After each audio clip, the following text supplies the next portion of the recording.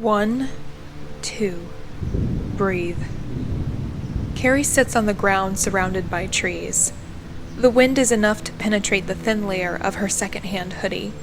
She is not wearing much underneath, only a stretchy tank top, so the air feels sharp and it cuts her down to the bone. She pulls her sleeves down over her hands and brings her knees up to her chest to try and trap some body heat. Nothing much is working. She can see the moon, barely, through the thick canopy of leaves above her head. There are more stars than she is used to seeing, but they are still faint and scattered across the night sky. Even though she is sitting, her heart is racing. She pokes holes in the cold dirt with her fingertips and tries to see how deep she can go before the ground gets too hard to persist. Her skin feels grimy. She can't tell if it is because of the dirt or the blood. 1, 2. Breathe in, breathe out. Breathe in again. She is trying to stay calm. She drives 2 fingers down into a patch of earth she already disturbed. The knees of her jeans are soaked through, and so are the cuffs of her sleeves. The bottoms of her Doc Martens are caked in gore, but she does not want to take them off just in case. She does not think that anyone is going to find her where she is, but that does not mean she wants to risk it all and cripple her chances of a getaway. It does not even feel real. Maybe it is the moon and the way things look when the whole world is illuminated with silver. The blood on her clothes and her hands look black. The crumpled body just a few feet away has the same silhouette as a smashed pumpkin. If she closes her eyes, it feels just like another December night. She could be at home sitting on her bed with the window open. The cold does not keep her nervous stomach from churning. It almost makes it worse. It's just a baby, is her thought as she presses down on the tip of the rock and drives it into the ground. It's not even 2 months old. They can always have another one. Everyone can be replaced. She found that out the hard way. The kid was better off this way before it found out too. Found out that you are only worth as much as someone can take from you. She lost her own worth long ago, and the baby's worth had only been as much as she had taken. She had to stop thinking about it that way. Baby, kid. Those were human words. It. That. She kept repeating it over and over, muttering with trembling lips as her breath slipped out in sparse gray clouds. It was not guilt that twisted her stomach into knots. It had to be something else.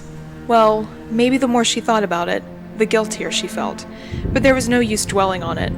Her father always told her, "It is what it is. Nothing you can do about it now, kiddo." She had done what she had done. There was no use in making herself sick over it all. She could only pray that she had done the right thing, and hopefully tonight the goddess would answer. It was complicated. These things are always so complicated. If she thought back, she could trace it to her roots, to her childhood. More specifically, the night her mother died.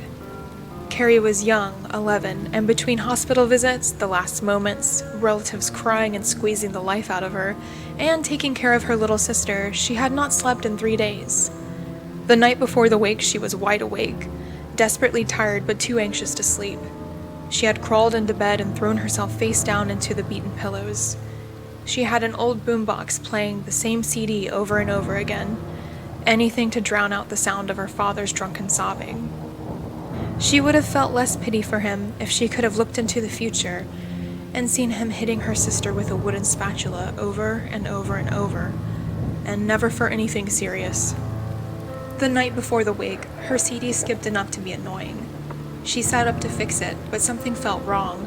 She felt nauseous, like someone had punched her in the stomach. The CD skipped again and circled back to the first track. But even when the orange digital 1 appeared, the song did not play. There was nothing but dead air. Then she saw something move from the corner of her eye. Then there was weight, something sitting at the very foot of her bed. Carrie swallowed hard and forced herself to look, terrified of what she would see. It was her mother, glowing, beautiful, nothing like she had seen in the hospital right before cancer ate up what was left of her brain. She was smiling, sitting cross-legged with her hands in her lap. Her eyes were shiny, bluer than ever, with 2 bright lights in the center instead of dark pupils. She just sat there, staring, her smile never wavering, and there was something about it that was unsettling. Carrie stared back, tears welling up in her eyes. She wrapped her arms around herself and leaned forward, unsure of what to think or what to say. Mama? Then she saw it.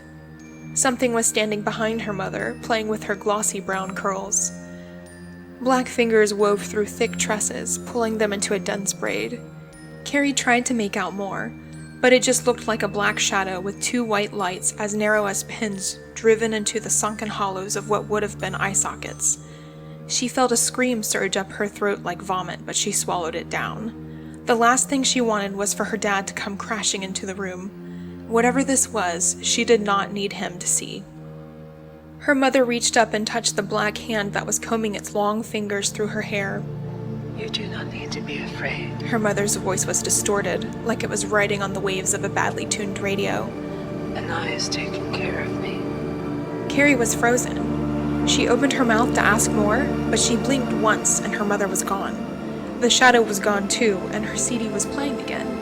It was like nothing had ever happened. Since then, she had done all the research she could.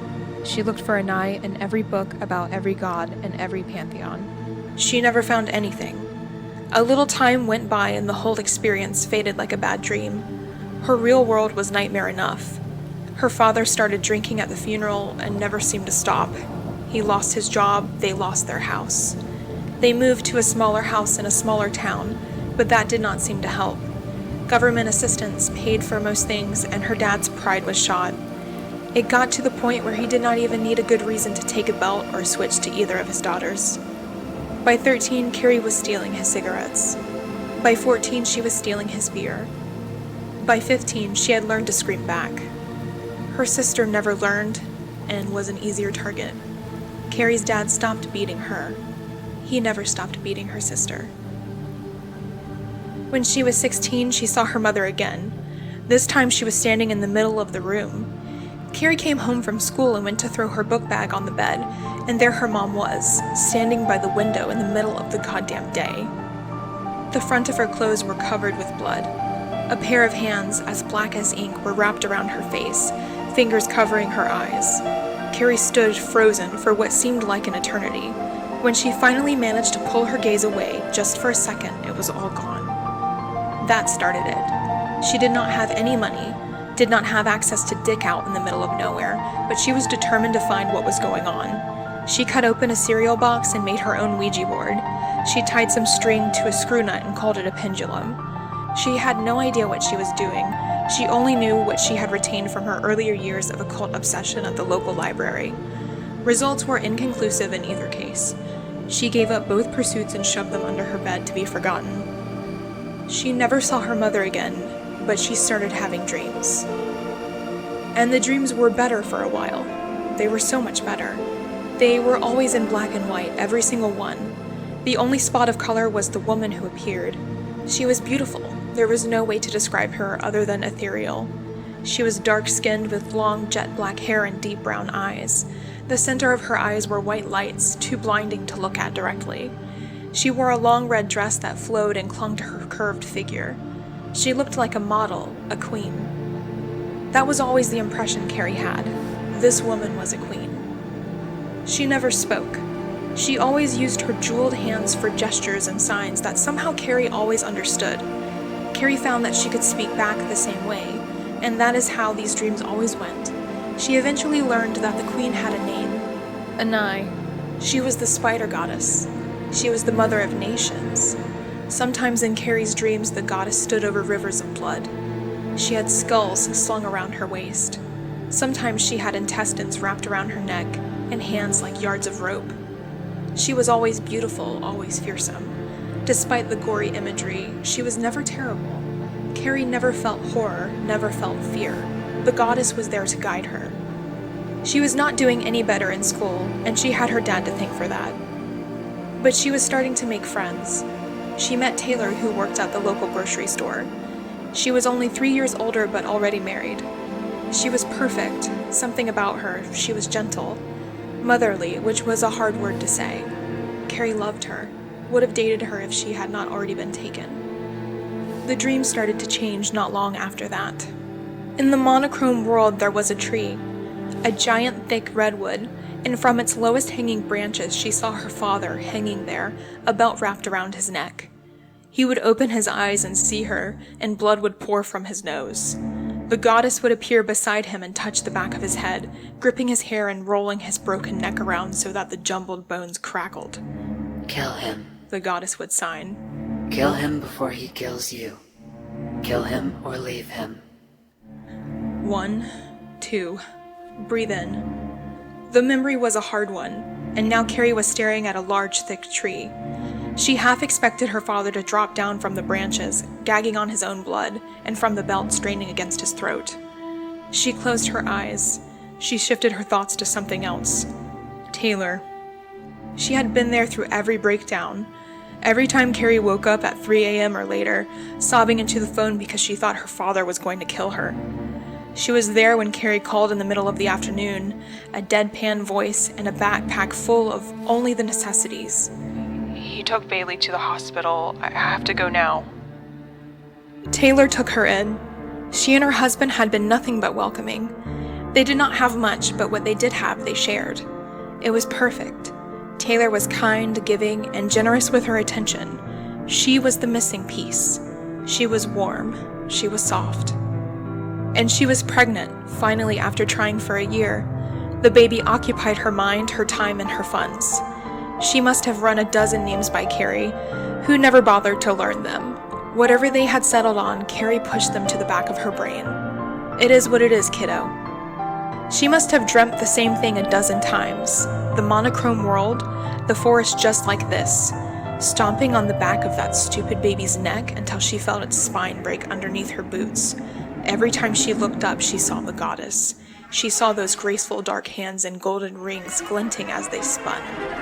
Kill it. The goddess said. Kill it before it replaces you. Taylor was the closest thing she had had to a mother since she was 11. And now they were talking about Carrie moving out, getting a job, getting her own place.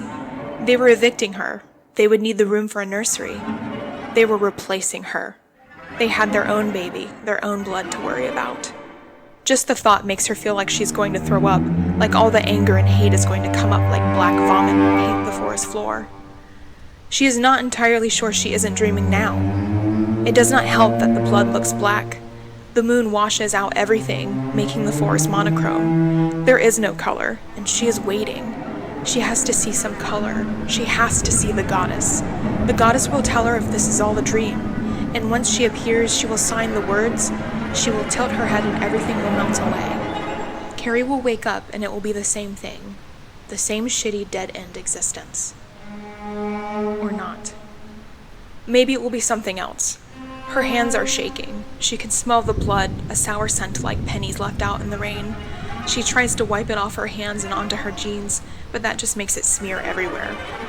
She wonders how long she has until dawn, how long it will be before Taylor gets up in the middle of the night and goes to check on her baby. It had only cried for a second, but Carrie can still hear its thin, high wail being carried on the wind. A twig snaps, and she sees the underbrush move. Carrie's back straightens and she sits up on her knees. Her heart has been racing. Now it has stopped altogether. She cannot breathe. She can barely think. She waits. She waits for the rivers of blood. She waits for the string of grinning skulls. The trees sway in front of her. She sees them bend, and then something emerges from the darkness. All black, like petrified wood. It is as tall as 3 trees stacked on top of each other, hunched over with its skin stretched over its spine tightly enough to see every sharp ridge. Its arms are as long as its body, its hands wide with spindly fingers for grabbing. Its legs are long as well, and it keeps its knees bent. Its hair is scraggly and black, long and in its face. Its neck looks broken. Whatever it is, it looks like it is dead. It has 8 eyes, like a spider, and they are all bright white lights in the dense, dark forest. Its mouth is full of blood, dripping with it. Its hands are slick with blood as well. It opens its mouth to speak, and the sound is in her mother's voice. It is distorted as before, while also sounding like it is being pushed out by another throat's scream. Darken in your dreams. They paralyze you with fear. You taste blood in your mouth. You kill and watch others die. What did you think was coming to you? Carrie cannot speak. She cannot tear her eyes away from this thing. It stalks its way over to the corpse, the baby with its crushed spine, the caved-in back of its head. It picks it up by the ankle, swinging the grotesque, limp body. Both hands wrap around the chubby little legs, and it rips the corpse in half. Blood rains down, and guts fall onto Carrie's head.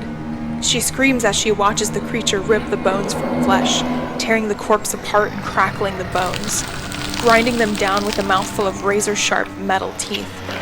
That is all Carrie can hear, bones snapping and a horrible mouth sucking marrow greedily from its centers. Kill them. The creature grins. Carrie can see every single razor-thin tooth in the moonlight. Kill them all before they kill you. Break the spine and they won't come back. I don't understand, Carrie whispers. What are you? And I, The creature hisses. the goddess of storms, the mother of nations, the society, the devourer. Come, come. You want a blessing, is that what you want? You want a mother's love, a mother's grace. Your mother is dead. Her bones turned to ash. They tasted like grease and chemical death. Carrie pushed herself up on her feet. She was shaking. She was not confident she could support her own weight the way her knees were weak. Are you going to run? The goddess cackles. All right then. Run, scared little rabbit, run. I will hunt you down and eat your bones. You cannot kill a grown man, but you can kill a new one. What makes you worthy to serve me? Carrie runs. She does not even realize she is doing it until she becomes hyper-aware of her boots hitting the ground, of branches and leaves hitting her in the face. She runs as fast as her legs can carry her, until her chest burns and she feels like her heart is going to burst from her ribcage and pull her lungs out with it. Or maybe, no, that is a hand in her chest. It burns, its nails are sharp as knives. It wraps around her heart and lungs and pulls it through her back. A second hand comes through and grips her by the spine. She loses the feeling of the earth underneath her feet like she is being lifted in the air. There is no other sensation, no other feeling. The world rapidly closes in, black eclipsing her vision. The last thing she sees is the full, glowing moon. The last thing she hears is a bone snap.